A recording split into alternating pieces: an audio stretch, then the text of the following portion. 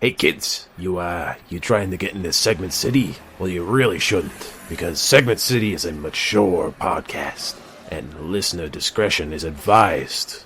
I'm just trying to look at... I know I'm in an alleyway. I know how I look, but I got some fireworks for you kids. I got snakes and I got sparklers. That's all I got. Oh, don't give me that.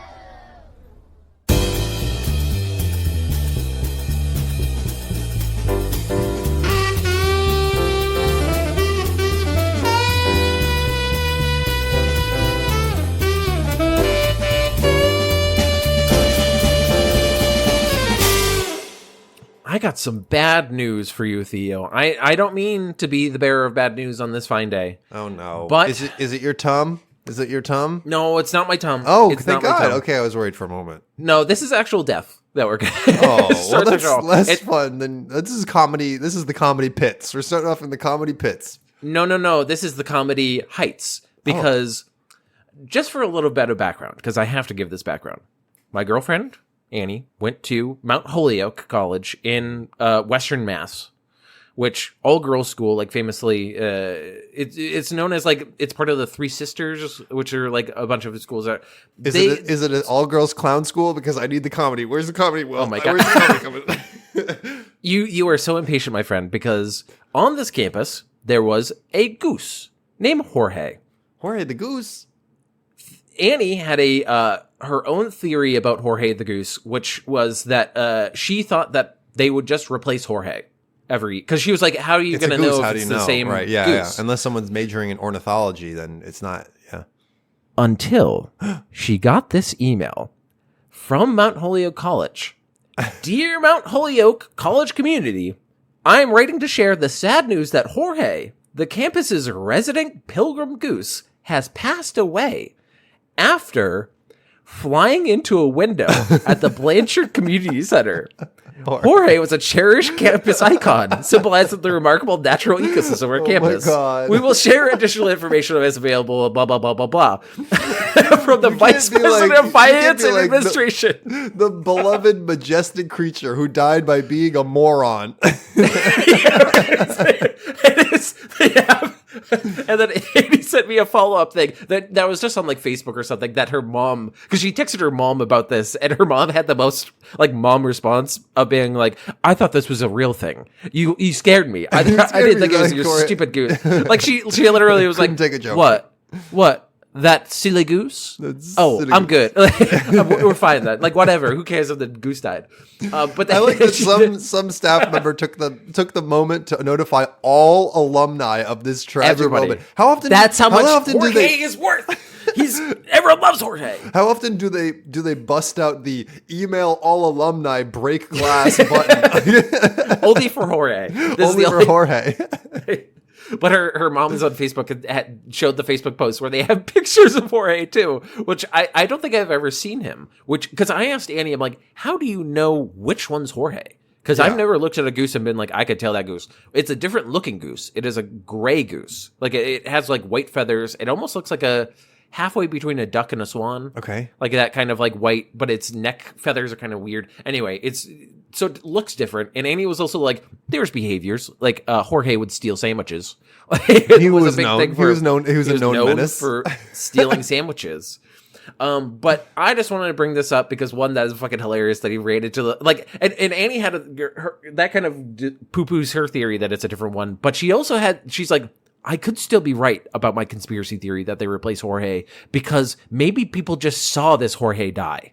Like they, so they had to say death. This they is had a to witness say something because I don't know how long gooses live, but she was like, yeah, this goose has been around for a while. So I think they can live like 20 or 30 years. I think geese are pretty long lived. Yeah, but I just want to say, pour one out for Jorge. Hey, for the homie. We knew you for such a short time. Literally, I knew about you by hearing of your death. We're going to give you the 5-gun salute, Jorge. Farewell, fair prince. Honk. Honk to the stars, my man. Honk. Honk. You got a 5-honk salute. Honk salute. And that's what we do here at Segment City. It's going to be a full military parade for Jorge. But let's start off the program like we normally do by introducing ourselves. My name is Will Kane, and I'm the poor janitor that has to deal with the body of Jorge. The splotch of the goose that's on the glass forever. Yeah. They need to put like the crime scene tape all around the window just to memorialize him. I just got the vision of just a goose-shaped hole in the window, like a cartoon. And the glass all around that. Oh man! And I'm Theo Sapakos, and I'm gonna steal your sandwich. Put it away. I'm gonna take it. I've never had a more terrifying moment than when I threw away a bag, like remains of a sandwich in a dumpster in the Fens, which is in Boston, which a lot of geese congregate around. And I just turned and because I heard swarming, and they're all running at me. And I was like, right away. But this is a podcast in which Theo and I present segments. Each week, we dumpster dive our way through the internet. We get those good comedy morsels for you, and we present them. What were you going to say, Theo? If Jorge was going to be a Canadian goose, I'm sorry. There's going to be no sympathy on my end. But he's a little cuter. I did a little Google. He's cuter than a Canadian goose. Yes, he is a very cute goose. I think geese, if they didn't have the personalities that they had, if they're on different software... I think the hardware is cute. It could be. It could get there. Yeah. But we're gonna start out with a Will Asks. And this is Theo and I went and we did some archery tag literally yesterday. We were talking about how sore we were. But this brought up a thing in my head. Will asks, what class would you want to play in a LARP? A live action role play. Because I always thought I would be a ranger or an archer or something, and now I'm double thinking that after having a little experience in the field. After doing one day, actually not even one day, 1 hour of squatting, you're like, I'm actually not built for this. This is not my preferred modality. And because I do think there's two different ways I think you can go with it of what you want to be and what you think you'd be best at. Yeah. Does LARPing include is it all basically D&D classes? Can you get into Magic? Is that a thing? Yeah, you basically throw little tennis balls or like some of their small softballs. Yeah, I think that in real life, it lends my personality and my physique lends towards being more of the glass cannon build, mostly because I am made of glass. Yeah, I'm made of glass already, and so may as well build into that. Yeah, I could see you being like a bard or something, but don't actually play the little lute you bring. Like you just strum on it every once in a while. No, my personality is that I would commit to playing the lute and then 12 years later be like, I'm finally ready for the LARP. And everyone's like, we're done. We finished doing that. It's over. Can't do that anymore. Can't do that anymore. I know that there are different types of LARP things. Like there's some that are more war game based where you're like battling people. Some are more like community based where you're like doing arts and crafts or going to the tavern. And then some are like a mix of those. I think I would want the mix of like, you do a little combat, a little bit of this. I do feel like with foam weapons though, because that's what you'd usually have, things that are lighter. Yeah. The problem I always had when I had sword fights as a kid with like pool noodles and stuff is it's basically whoever can fucking whip that shit around faster. Yeah, Will, you had a bad time because you were the little brother. As the big brother, you have the time of your life. You're beating up on your little brother. you fucking wield it like you're supposed to do a Zwale hander, like where you're just fucking swinging it around over your head. Yeah, but I think I could be. What I would want to be would be like a ranger, maybe like a warlock or a bard or something that I could talk a little bit better. In reality, I'm the fucking warrior. I know I am. I'm the guy with the shield. Yeah. People have described me recently a lot as sturdy. Which doesn't, sturdy. That seems like fine.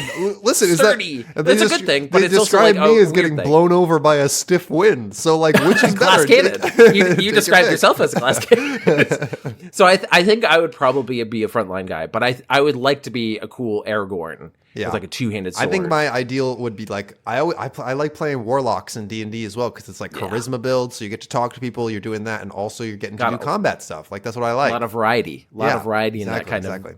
Yeah. Yeah. Well, I just had that in my head. I'm going to be questioning all my friends in case I ever actually do. I don't think I would. Maybe I would. But did you do LARP? But I think if you want to do it, you would have to pay for it if you just like go in and try to do the LARP. Or there are programs where you act as an NPC for like so many times and then you get to play it for free. Yeah. What is what is the deal as an NPC? You just have to stand there and deliver lines. It's basically. Greetings, hero. Yeah. Well, it seems that you have come and you have the dragon's egg. Wow. Wow. Lit as fuck. Oh, and you also have the dragon's egg. Look at that. That's wild. You too have the dragon's wow. egg? That's I thought there was just insane. one. This is insane. What a day from me, just a villager.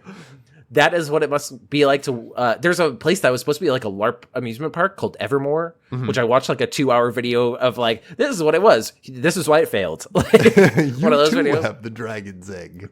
But it was like you go in and it was supposed to be like all these different worlds, and there are like professional role players who are like the employees who would Sounds like. fun. It sounds fun, but it fell apart really quickly because it was just mismanaged and they didn't put enough money and like thought into it.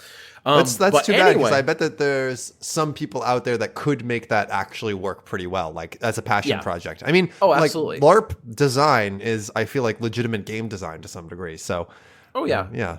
And I think it's hard to just get people into doing it who aren't necessarily into like D&D and other there's stuff, like a social barrier thing where you have to really break is. down the wall. Yeah, for sure. I remember even when I started playing D&D, I was real quiet. Like, Yeah, I did not know. It took what a to while do. for me to do a voice, and then now once I've crossed the threshold, I'm all about the voice. All man. voices. You gotta be It's doing- all, you gotta that's be doing why I voices. come for. That's what I arrive for. But you know what I also arrive for? Your segments. Oh, great! And from the greatest of nerd times to the mainest of mainstreams. That's what we're doing here. Wow. Because Okay. this one comes to us from Kotaku.com, and it's entitled Oh. a Girl's crypto coin launches and crashes within 3 hours. Okay. I was wondering if we were going to talk about this. I was waiting for it to mature a little bit more because this is one of those articles that's in the works. It's a developing story, but I mean, we have to talk about it because it's it oh. was so obvious. Juicy. We'll be talking about that for sure. I mean, that is the elephant in the room. That is not when people talk about it's just the elephant in the room. It's like So here's how the article started. It was published this past Thursday as of recording, Thursday the 6th or something. So viral influencer and podcast host Haley Hawk2A Welch's crypto coin, which launched yesterday, has already crashed, leading some to speculate that the meme coin was a pump and dump scheme. You think? Could You it think? be? Could I we did have not been know. Scammed again? Couldn't be. she's gotten to the point that she's like a pirate or a cowboy where she's like, I'm John Hawk2A Girl Hawkins. Like, Arthur, why'd we they phrase just it like need that? a little more crypto, and then we can go down to Tahiti. I found a new member of a gang. Her name's the Hawk2A Girl. What do you think about this, Dutch? I think it's a great idea. It's a great idea. Dutch, you're Going to falling apart. Tahiti. This is a bad idea, but Dutch, I can't believe you're going to do this. Welch has denied this and claimed everything is above board. I mean, criminals Yeah, are of going course to you do would. crime. Back in June 2024, a video was posted of Welch being asked, "What's one move in bed that makes the man go crazy every time?" Her response, "You got to give him that hawk too and spit on that thing." Of course, everybody knows this. Thank you for providing background, Kotaku. That's it literally the also- only context, by the way. There's and it no other also- context for this woman. There's and she capitalized on this 5 seconds of fame by so much. So hard, to the impressive degree. I've never seen anyone do Insane. the same We're thing still as her. talking about her 6 months later, and that never happens. Yeah. It also led to a lot of discourse, too. Then, months after the viral video had faded from most people's memories, Welch announced that she was doing a podcast on Jake Paul's sports betting network. During all this, she also announced a crypto coin called Hawk Coin that, that fans would be able to buy and invest in. Predictably, this has gone poorly. Yeah. As reported by Web3 is going great and Web3 is going great.com. That's a great. That's so good. That absolutely started as a Twitter account that just kept on going. Like, it kept on getting evidence where they're like, it's really going great. I just clicked on this. Full It's just website. a timeline of like shitty things happening in the crypto world. Oh, of course. And it's like every 3 days, it's like around 21 million in losses reported by users of DEX. Oh my God. Polter Finance exploited for 12 million. This is just an amazing timeline. It's like post after post of just cryptos being everything went wrong, everything went bad, everything's going bad. Crypto 3 is going great. Just send that to people if you have friends that ever go, I'm getting into crypto, just fucking send them that and be like, it's great. Never worked. It's never once worked. Oh my God. So as reported by Web3 is going great, Welch's Hawk coin has been a disaster. The meme coin launched on December 4th and quickly reached a total market value of $490 million. Jesus Christ. Absurd, people. Absurd. Just a few hours later, the value of the coin has crashed as people started selling en masse. As of writing, Hawk coin's market value is hovering around 28 million, nearly a 95% drop. Yeah, dude. Yeah. I feel like it's part of her crowd that she brought in.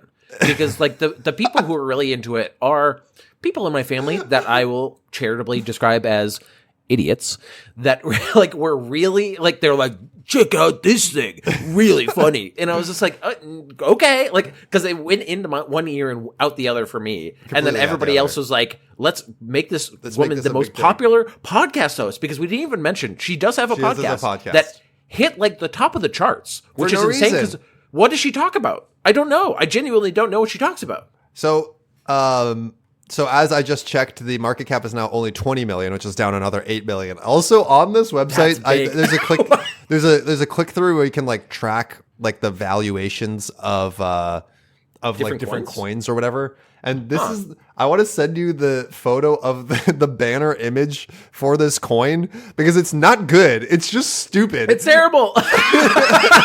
It's awful. It is Mount Rushmore. They just put her face over who's over the second from the left. Oh, but Jefferson. Also she's wearing a big cowboy hat, and that also has made it onto Mount Jefferson somehow.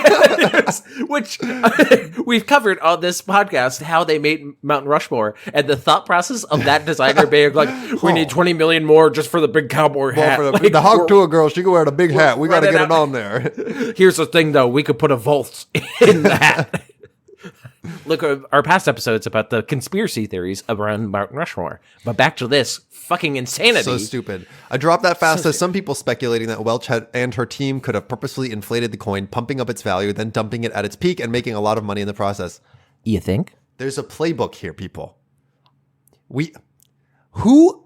Okay, I have to step back for a moment because I have to ask, who was completely not tuned into crypto, so they didn't know that this was going to happen, but was tuned into the Haktua girl, so they were convinced they hadn't. What's the Venn diagram of people who had never dabbled in crypto and heard nothing about it, and like the crypto girl, and like that's the intersection of the people that got scammed. It's such a small market. It feels like people talking about undecided voters. For the presidential election of like, it's like where are these people? Where do you find these people? Have you not looked at news? Right. Like, have you not heard Donald Trump say a single sentence? Like, what are you doing? Welch has denied this, saying that she and her team didn't inflate the coin's value and blamed the crash on snipers. These are investors who hop in on the moment the coin is available to buy, grab a ton, and then sell quickly as possible to make a profit before a crash. Yeah. Scammers on scammers. Like that's part of the life cycle of big. It's like in the ocean, a giant shark, and then surrounded by a bunch of guppies that also eat all the food that they are getting. Because this shark just took a big bite and then fucking ran away.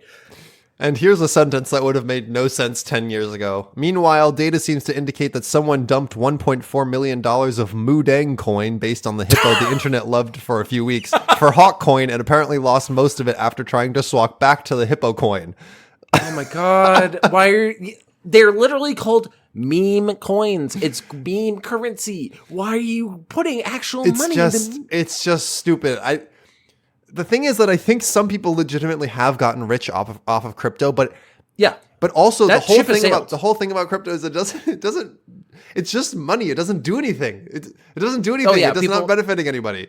When people are like, this will decentralize the entire business, like in banking industries, it's like, or it'll just rob people around. It's been here and nobody's done anything because like it's similar to AI, because AI has had a recent like similar thing where huge uptick especially in investment, where everybody at like CES and things will just throw on crypto or AI in order to get dumbass investors who go, oh, I think those are good. Those are good, like, things to put money into. And then they put money into it. Except the thing is, it's like whenever my mom brings up something in pop culture, that's when I know it's dead. Like, that's how you know it's over. If you are hearing about crypto, it's over. If you're in like middle America or whatever, like if you're the last person to hear about it, you're not going to be at the forefront in like scamming people. You're not going to win from this. I just went to close out my Web3 is going great tab, and I did notice that in the bottom right hand corner there is a a little pixel art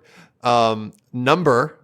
And flames coming off of the top of it, and I hovered over it, and it's the Web3 is going great grift counter, and it's at $76.157 billion and steadily increasing. Oh my god! Just money that is just going up. Just people getting scammed. That's just. Well, I hope your next segment is not a scam where I get ripped off and I lose my life savings. No, one of these might be a scam. It's more of an overpriced electronic, but. Both of these in the news articles I have are about hygiene and cleanliness. Oh, it's time to get squeaky clean. Squeaky clean. But this is getting squeaky clean in a very futuristic way. This is from TechSpot from November 22nd, 2024 by Zoe Ahmed. Wild human washing machine promises to rinse you clean in 15 minutes. Wait, wait, hold on. Yep. Okay. I will send you a picture now. I will actually send you two pictures because one is just like how the booth looks, and then the other one is a rendering of how it will look like one of the it looks like a Jurassic Park pod. It looks like one of the Jurassic World pods. I was looking at it because they describe it. Oh no, that's really a mannequin in there. That's Uncanny Valley. I don't like that at all. Super Uncanny Valley. It's very Uncanny Valley. For reference, for people who can't see this, it looks like a one-person car almost. Of like it has two like windows, door things, and then like a rounded front windshields. I just also love it's just like an enclosed bathtub, but on the front it says science. Science. I'm going to my science pod to clean myself. Don't disturb me. I'm going to my wash pod. I need 15 minutes alone in my science pod. Anyway, let's get into the article. Okay, I need more details. Back in 1970, a futuristic human washing machine called the ultrasonic bath caused a sensation at the Japan World Exposition. The egg-shaped pod was developed and exhibited by Sonyo Electronic Co., now known as Panasonic Holdings Corp. When someone climbed inside, it would automatically fill with hot water, blast them with ultrasound waves, and release massage balls to knead their body. Over the massage balls seems like they're loose floating balls that are just like attaching to you, as opposed to like a little massage stick on the back. Also, with ultrasonic bath, I just imagine them releasing a swarm of bats into it. This is how we do it. I also imagine you're just in it, and it's like somebody who has a car with a heavy bass, and just like ultrasonic. Over 50 years later, this peculiar invention is making a comeback with a high-tech upgrade.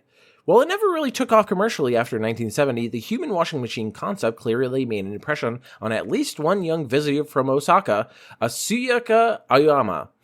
Japanese publication Osai Shimbun reports that as a fourth grader, he was entranced watching the baths in action.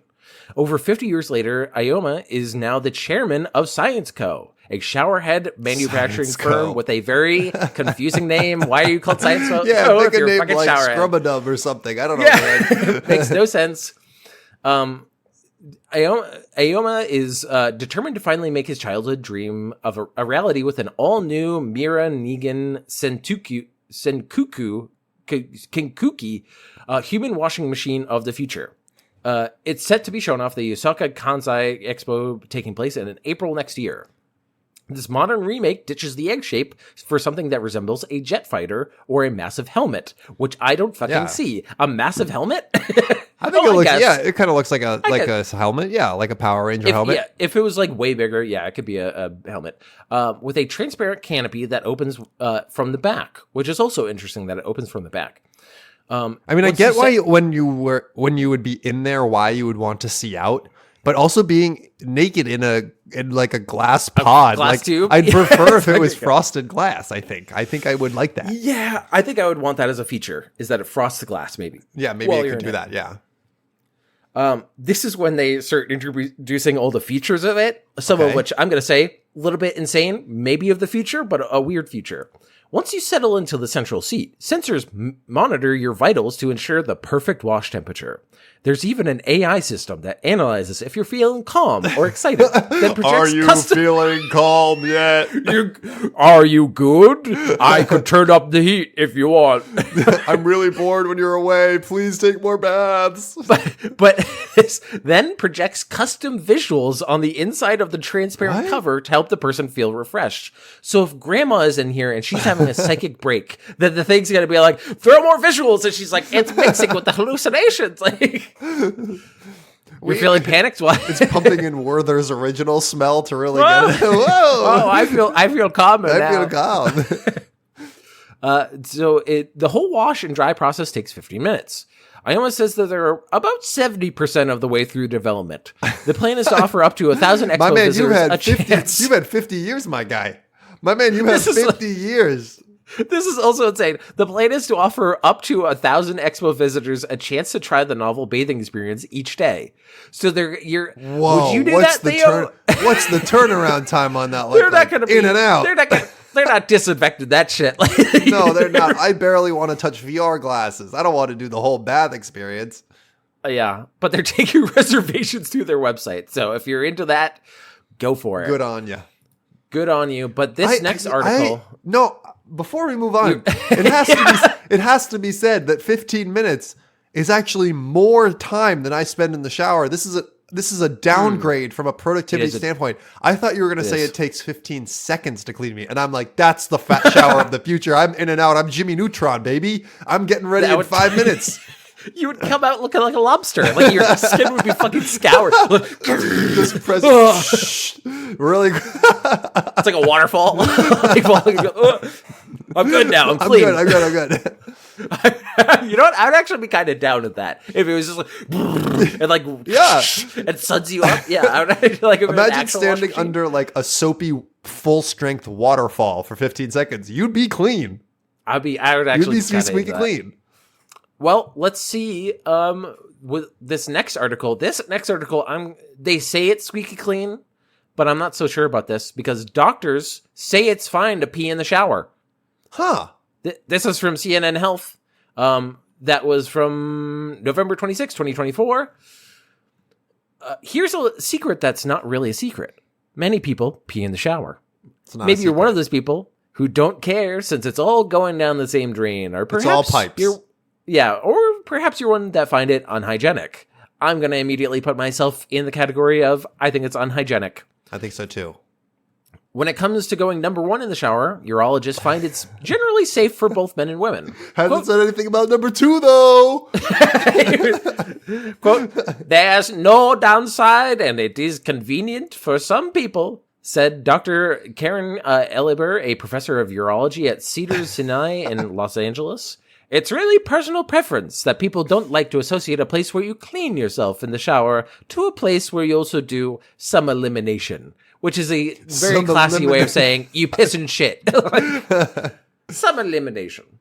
Urinating in the shower is unlikely to create any health problems, according to urologists, and is not likely to clog the drain up. Still, there are certain scenarios in which... If you think you're going to clog the drain up, you should see a doctor immediately. Yeah, which now... This is a thing that's been happening in a lot of articles where they just keep on going, where they just keep on explaining stuff. Yeah, okay. Technically, we're done with the article. We've got the information we need. We've got the information, but now we're going to go into the weird parts. The effect on the pelvic floor muscles. A common argument against standing up and urinating for women is that the position does not allow pelvic floor muscles to relax, leading to forced straining and incomplete emptying of the bladder. Okay. Which is interesting because I feel the opposite as a man. Whenever I sit down to pee, I always feel like I always have a little extra. It's, I don't know. So, however, Dr. David Schusterman, a urologist and chief physician at Modern Urologist in New York City. Modern Urologist. I am a modern urologist. Wow, he's a really Renaissance Such a man. modern man, 21st century guy. He basically says it doesn't really, you can still pee when you stand up. Like, for women, it doesn't. We got to check. We got to check who this study was funded by. Probably Big Shower. Probably in the pocket of Big Shower. They're like, get in the shower. You should spend more time in the shower. But he did say, in a warm shower, it's very easy for you to just relax the sphincter and let the urine come out. Thanks, doctor. Thanks, doc. We all know where you stand on the issue. Urination and infections. They say basically, unless you have an UTI, there's not going to be bacteria really in your sterile, urine. Basically. I wouldn't worry about getting an infection from somebody urinating in public bathing areas, as much as any mold or fungus you're stepping in. Which, yeah, that is probably a more... And another thing, and the only caveat is if bacteria gets trapped in the skin while peeing.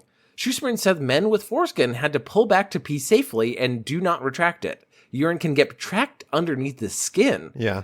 I'm circumcised, so I don't you need to know look anything. You probably need to look at a diagram to understand what's going on in this. This I understand how that there's a sheath that is around. This is where we get into the full. But just that, are you pissing in the sheath? Like, who are these people? I'm just saying, if you're in the shower, go ahead and clean it. I don't know, you're there.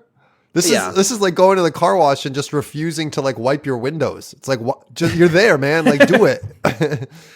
Low risk of skin infection. That's pretty self-explanatory. The urge to go when hearing running water. That happens to me. Really? If you hear running, I don't have that. Actually, no. I have formed a mental link between peeing and brushing my teeth. So if I start to brush my teeth, really, time to go.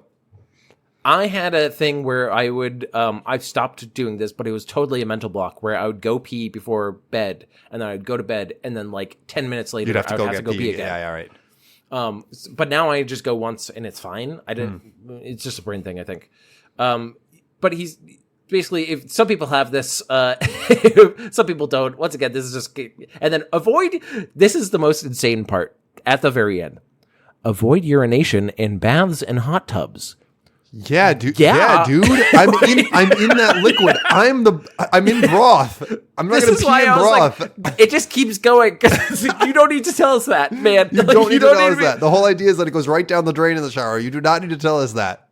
In the next paragraph, they say, "Don't pee in soup and then eat it." Yeah, dude. Don't put a toaster in with you too.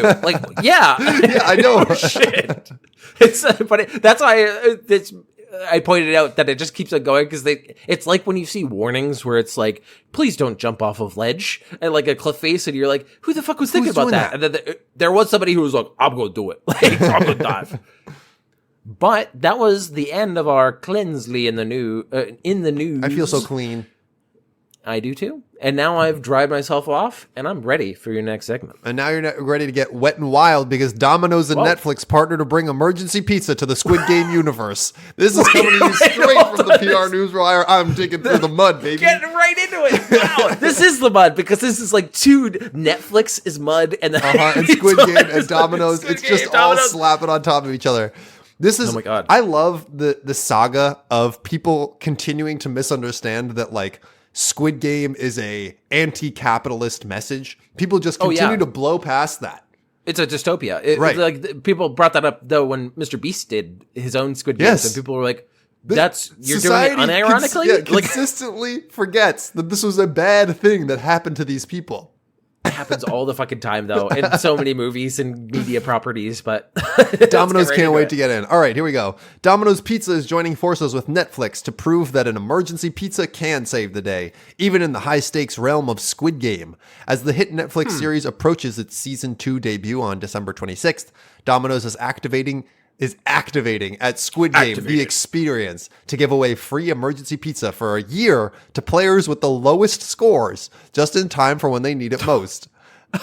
So to be you're clear, gonna be killed, but at least you're gonna get pizza. Yes, to be clear, you go play Squid Game, and if you lose the hardest, at least you get Domino's pizza out of it, if that's a consolation for you. For a year. I do like that they phrase that as emergency pizza, emergency it's a big glass pizza. Case. In case of a break glass. On December 12th, the player with the lowest score from each competing group in Squid Game, the experience at Manhattan Mall in New York City, will win free Domino's emergency pizza for a year. Now, William, I will be in Manhattan on Thursday, so December 12th. And it's really tempting to go there and throw it because the number of people who actually probably fucking know about this promotion is probably just me. It's probably just me. And I could get free pizza for a year just by walking in, throwing it, and walking out. I wonder if the people who are in charge of PR Newswire look at the metrics and they see you as the one user that keeps on popping up. Every Wednesday, blip. Why is he coming? Why is he? He'll know about the promotions. Oh my God. All right, here's a quote. Those who watch Netflix's Squid Game know that losing is the ultimate emergency. But Domino's is here to turn that around. Yeah, it's an emergency because they have a fucking revolver to the back of your head. They'll kill you. They will kill you. You're forgetting the game. They've always forgotten the game. You've lost the plot. I hope that in Squid Game Season 2, someone loses and they kill them by giving them a pizza. It's a Domino's pizza, but there's a knife in the pizza. I would love, that would actually be great because it would be an Ouroboros of capitalism eating its own tail like they're about to shoot him and it turns into an ad for Domino's. Instead, we're going to give him a Domino's pizza straight from the oven. Like this is taking place in Korea. What are we doing here? That was from Kate Trumbull, Domino's Executive Vice President, Chief Marketing Officer. We're making lemonade out of lemons for players by solving their heart-pounding predicament with free pizza for a year so they can have Domino's whenever their next emergency happens. Squid Game The Experience is a fully immersive experience based on Netflix's Squid Game series. Players can compete in 5 challenges inspired by the show. A member of the Pink Guard will present the losing player out of each group with a free emergency pizza for a year, awarded in the form of $500 in gift cards within a custom Domino's and Squid Game Dalgona tin. I think Dalgona is something from the show. I don't know. Okay.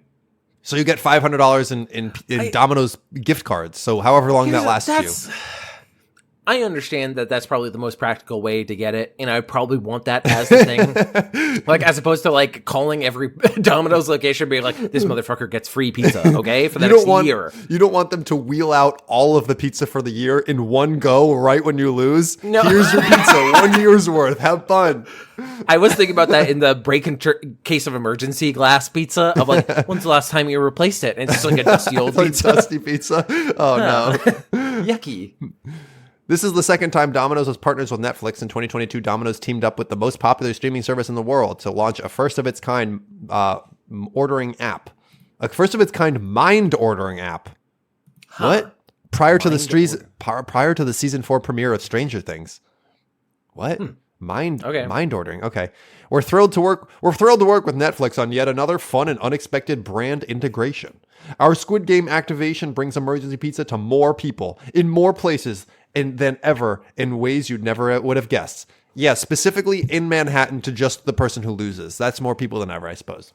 It is unexpected because I didn't foresee literally any part of this article. Because when you first said that, I thought it was just going to be watch Squid Game. If you see some promo code, then you type it in, enter it in. Then you get pizza.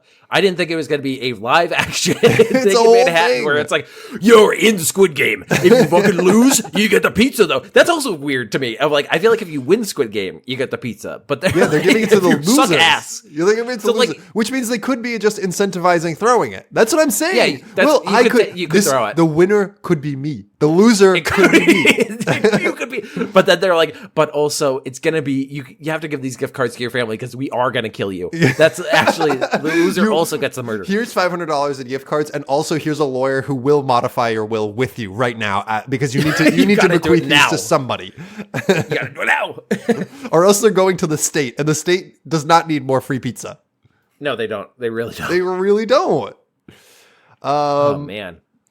You know, that's it. Well, that's the whole thing. You know, sometimes I've got more for you, but this is just pizza and Squid Game.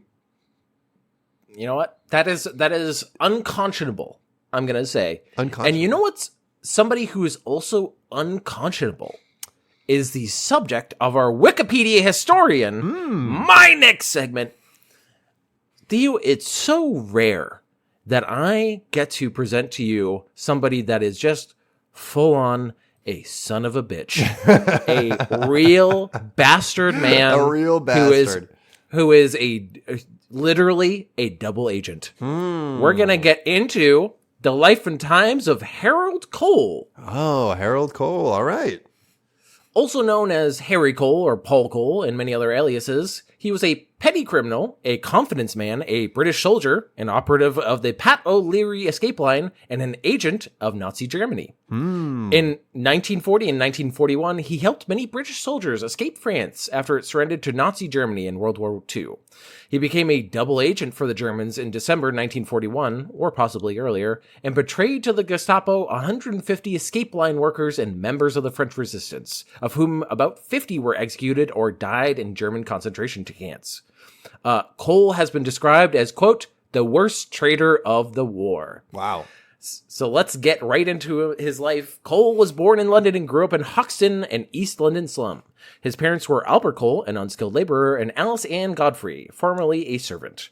Albert Cole was killed in World War I, and his widow married Thomas Mason, whose last name Harold Cole would sometimes use as an alias. Cole left school at age 14, and as a teenager became known as a con man, embezzler, and petty criminal. He was in jail several times between 1923 and 1939. So that's a big gap, by the way. That's like, he's one of those guys that, like, I feel like back in the day, they're just like, anyway, there's about 20 years that we don't know what the fuck he was doing. Yeah, blank spots on the resume used to not matter quite as much. Yeah. But in 1927, he deserted from the West Kent Regiment, which is a British regiment. He claimed to have served in the British Army in Hong Kong in the 1930s, and in 1938, he was in France masquerading as Wing Commander Wayne of the Royal Air Force. What? You can just walk in there and be like, I'm Wing Commander Wayne, baby. He does this a lot. That is his MO. Is just walk put in on a and say what costume you and are? walk in. He does a disguise kit like constantly. God. He's Spy Man. In September 1939, shortly after World War II began, Cole, fresh out of prison, enlisted in the Royal Engineers of the British Army. Cole was described as a 6-footer, slim-built, and always well-dressed, the type of person who could walk into clubs attractive to gullible women. Cole fashioned himself as a suave, upper-class Englishman, dressed in +4s. Yeah. They used to have the Distinguished Men's Clubs and the Gullible Names Clubs. Gullible names! I do love that they're just like, with plastered down hair and a finely clipped mustache, which is so 1930s. Of course, he's a confidence man. Yes, he's a confidence man. He's the world's worst magician, but it doesn't matter because they're all so gullible. All these British women be like, I think he looks like a good man. Look at his mustache, so shiny. He gave me a nickel from behind me ear. It was there the whole time. He might be a magician, man. That's what he said. He's also an engineer, an Air Force pilot, a soldier, a plumber, a chef. But now let's get to World War II. Serving in France and relying on his appealing personality and sharp wits, Cole advanced rapidly to the rank of sergeant with the Royal Engineers. In March 1940, he was jailed for stealing from the non-commissioned officers' mess fund. He quickly escaped, but was caught and jailed once more until his guards released him in June 1940, as the invading Germans were overrunning British forces in the northern France. He remained in France when British forces were evacuated from Dunkirk. Several thousand soldiers, mostly from Britain and the Commonwealth, were left behind in France after the evacuation and were hidden by French citizens. British pilots were also being shot down over France, and if they survived, sought assistance from the French. In summer of 1940, Cole quickly built up a circle of contacts in Lille and Le Madeleine, a suburb of Lille. He presented himself as Captain Delible of British intelligence. He persuaded a wealthy industrialist, Francois Duprez, to finance his efforts to assist British soldiers and airmen to escape France and return to England. So he's working for the British right now. Like he's doing good. He's like starting off good, but this is. I wish I could be walking down the street and bumped into a wealthy industrialist and just convince them to give me their money. That sounds like a great thing to do. In La Madeleine, the upstairs apartment of a hairstylist, Gian Voglimachi, served as a meeting place for Cole, his helpers, and British soldiers seeking help. So he basically starts making an underground railroad for it sounds like he's doing good things right now. To my ear. But as we already heard, he's going to change that tune. So Voglimachi became a key assistant, although she considered Cole bizarre. Cole largely achieved the objective of combining all disparate individuals and organizations helping British soldiers in the Lille region under his leadership. So he's also doing like a kind of like Inglourious Bastards almost like he's the head of this band of weirdos. Through contacts at City Hall, he contained false identity documents for himself and his helpers and a document for himself saying that he had a speech and hearing impediments. Cole spoke poor, accented French, and the document enabled him to pretend to be unable to speak and hear if necessary for deception and in the presence of Germans. Cole's followers at the time included 18-year-old Roland Hector Lepers and Lepers' girlfriend Madeleine de Meriment, who would later become an agent of the clandestine British organization, the Special Operations Executive. So let's now get into this escape line that he helped with. They would help soldiers in Vichy, France, like I already said. But despite his influence, Cole had detractors. One of the most active women helping British evaders, Maud Olga Boudot de Roville, said of him, he was always borrowing money or begging petrol and never repaying it. And he talked ill of people behind their backs. He had women everywhere, and he was always going on sprees with them. She eventually broke off contact with Cole. In January 1941, Roland Lepers led a group of 8 British soldiers and airmen south to Marseille, where he became into contact with Ian Garreau, a leader of the clandestine Pat O'Leary escape line, called the Pat Line, which was dedicated to transporting British soldiers stranded in France to neutral Spain, from where they could be returned to Britain. Garreau was impressed. He gave Lepers $10,000 French currency, which was about $3,700 in 2022 or 2020 US dollars for expenses.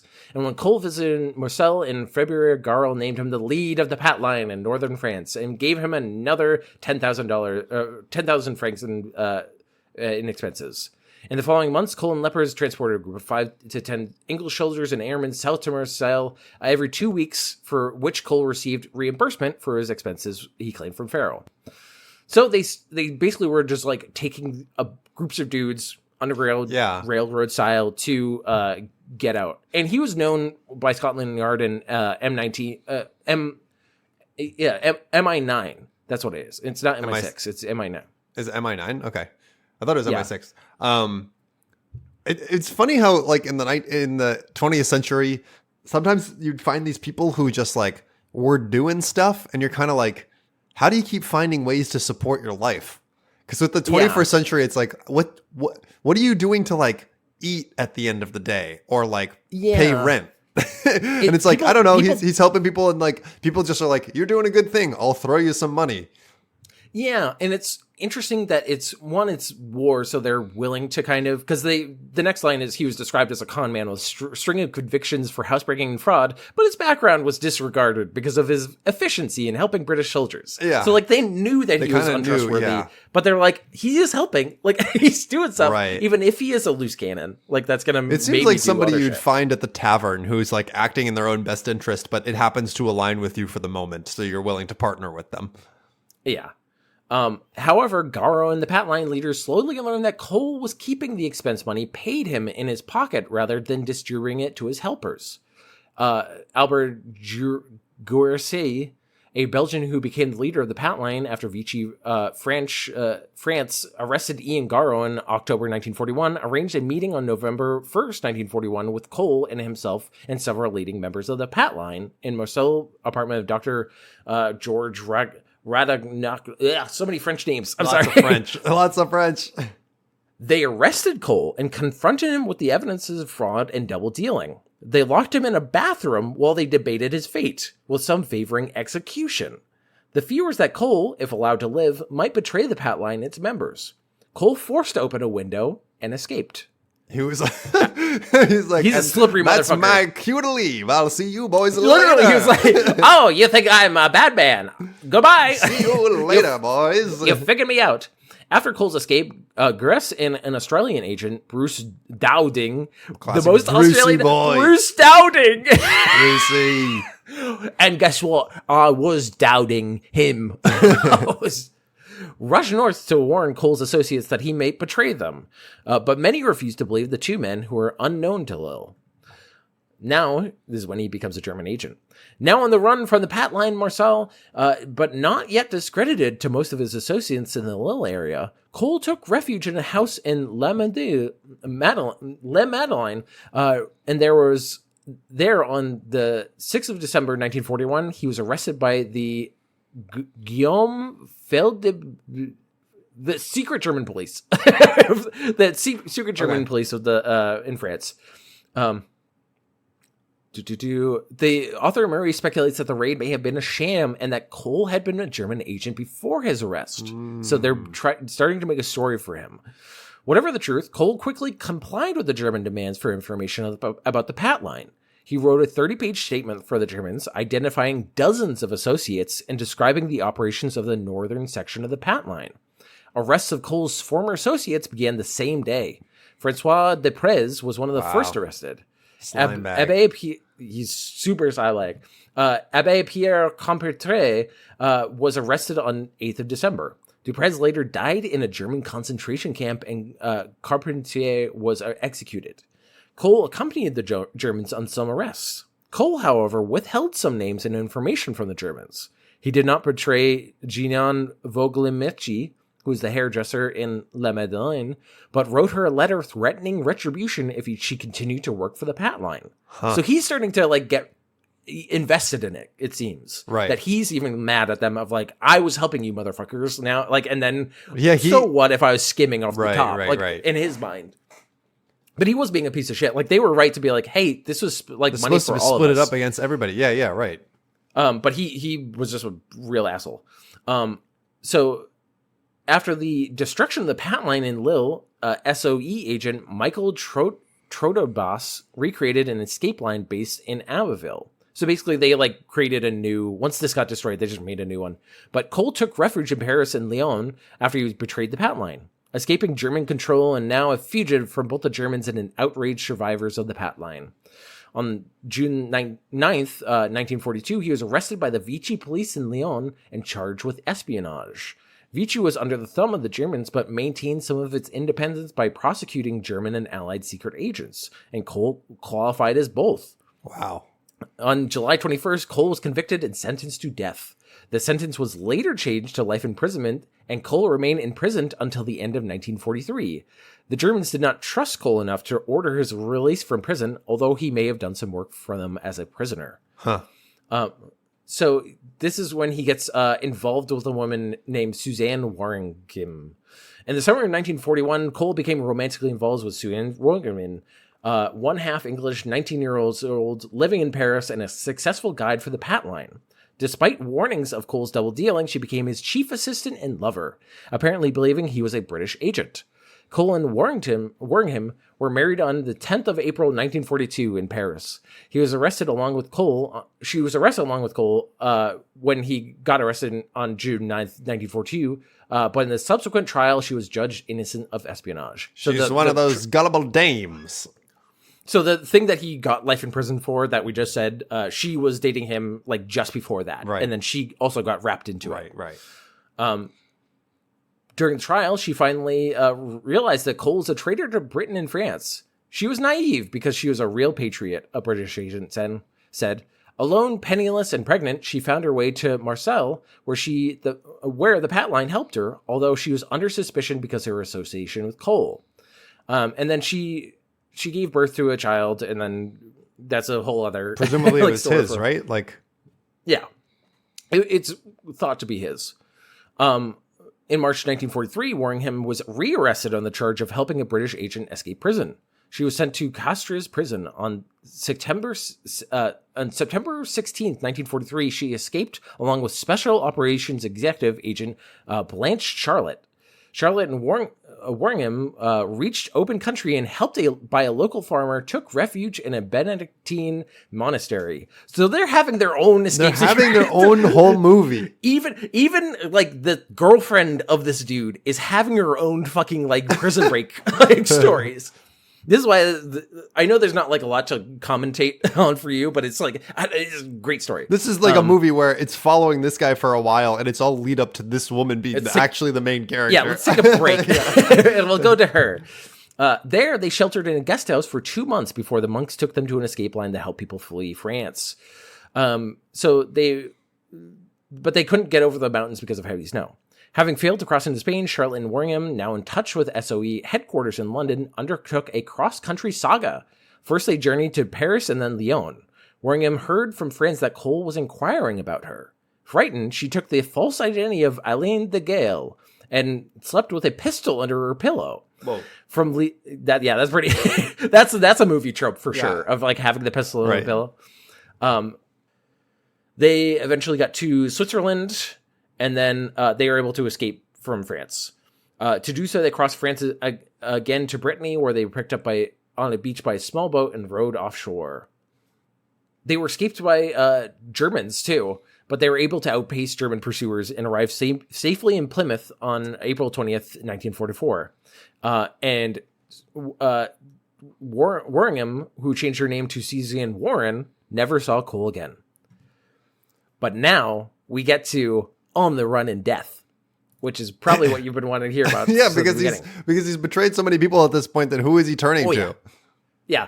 In the winter of 1943 and 1944, Cole was released from prison and went to work for the Hans Käfer, the efficient head of the Schierhofenstein, the SS intelligence agency in Paris. So he was literally working with the SS at this point. With France invaded and Allied armies advancing, Cole, Kiefer, and other SD operatives fled to Paris on August 17, 1944. Cole wore the uniform of a German military officer. Kiefer and Cole retreated as the Allies advanced, and in April 1945, in the Black Forest, they shed their uniforms and burned everything that might have identified them as German soldiers. Cole refashioned himself as Captain Robert Mason, a British secret agent whom the SD had captured. Kiefer played the part of a low-level German policeman. They surrendered to the American 117th Cavalry Reconnaissance Squadron near Wall, Germany. Kiefer was released after questioning, and Cole was given the uniform of a U.S. Army lieutenant and an identification card as a member of Allied intelligence. Oh my God. Literally a confidence game that they, he just had a uniform on, and then they're like, oh, you're good, cool. You're fine, yeah. Because that's also, this is when secret, spy stuff was kind of starting. World War I think it was kind of starting, but this is where it kind of gets into full Kingsman territory. Yeah, this is lead up to Cold War, right? So, yeah. And they're the precursor to the CIA is going on at this point. So this sounds like he just. I feel like that's also why he can get in. He's so slimy, and he's able to just talk to the right people and finagle his way in. But because spying was so in its infancy, I could see him being like, I'm a spy. And everybody's like, where do we check if he's a spy? I guess you don't have a registry of spies anywhere. Right. Okay, I guess you're good. That's, I think, how he kind of gets into people's heads. It's just so funny because it's saying you're a spy is okay, so you could be a spy for the other side right now, but we'll choose to believe you. It's fine. We'll just go with that. Fearing discovery, Cole soon deserted the American army and fled to the sector of a defeated Germany, then occupied by France. So he keeps going back to Germany. I feel like he that's noped straight out. Yeah, he chose his side in my mind. This is him fully being I'm going to do this instead of just escaping or whatever. Wearing his American uniform, he had an enthusiastic welcome there, portraying himself as an experienced intelligence operative. He was given the job of arresting and interrogating Nazis in the Bad Salzgitter area. He gathered a group of thugs under his command. He accomplished the task with maximum looting and brutality, including the unauthorized execution of at least one former SS officer. Oh my God. Which I'm not going to be sad about, but that's also kind of fucked. That's... Yeah. It's just it's the mentality. He's just got a band of goons, and he's basically just I can do what I want now. That was also a thing I think happened a lot in World War II, where it was just get a bunch of bastards and then do a thing. Yeah, right. Just raise the countryside. Where do you get these people? Literally the goon squad from Princess Bride. How do you get a goon squad together? I don't know. However, British intelligence was on Cole's trail. Watching two of his ex-mistresses in Paris, he sent a postcard to one of them with a return address. She shared the postcard unwittingly with an MI9 officer. On June 11th, 1945, Cole was found and arrested by MI5's MI5's Peter Hope after a fight in which Cole shot Hope in the leg.